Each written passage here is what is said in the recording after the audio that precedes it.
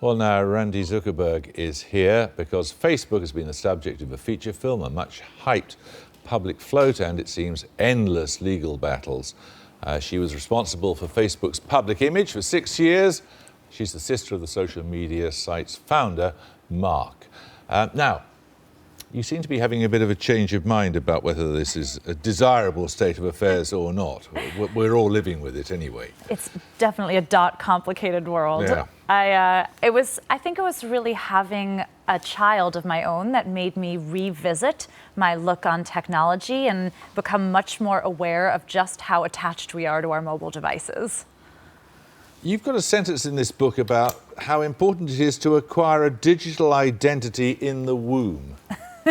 Could you explain that? Well, gosh, our digital identity begins now even before we're born. I know it sounds crazy, but as parents, that first time that you post that you're expecting online, that first oversharing sonogram photo, from that moment, suddenly you've created a digital footprint for your child that will live on. And I talk to a lot of parents about the responsibility, the really big responsibility we have to our children that way. What is this responsibility?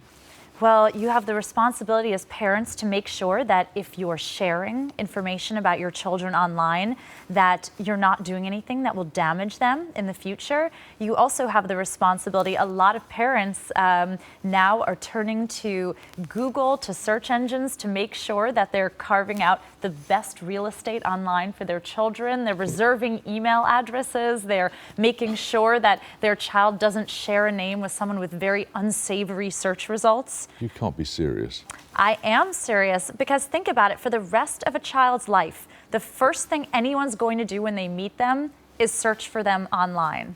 And I think it's actually quite important for parents these days to make sure they're putting a child's best foot forward if that's the first thing anyone's ever going to do.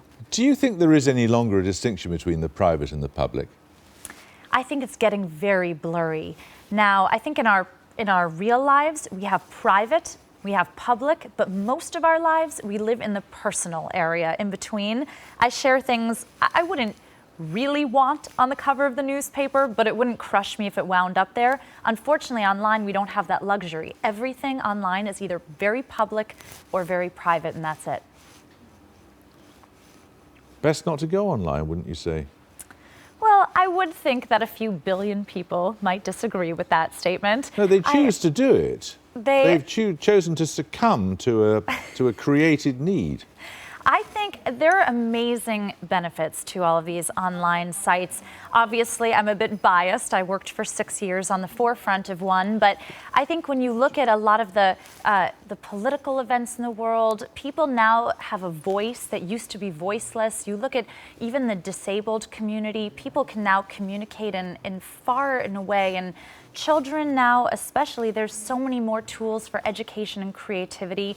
Of course, you can always look at the dark side of anything. But do you have any sense of a guilty conscience because you marketed Facebook? No, definitely. I definitely believe that the glass is very half full when it comes to using Facebook.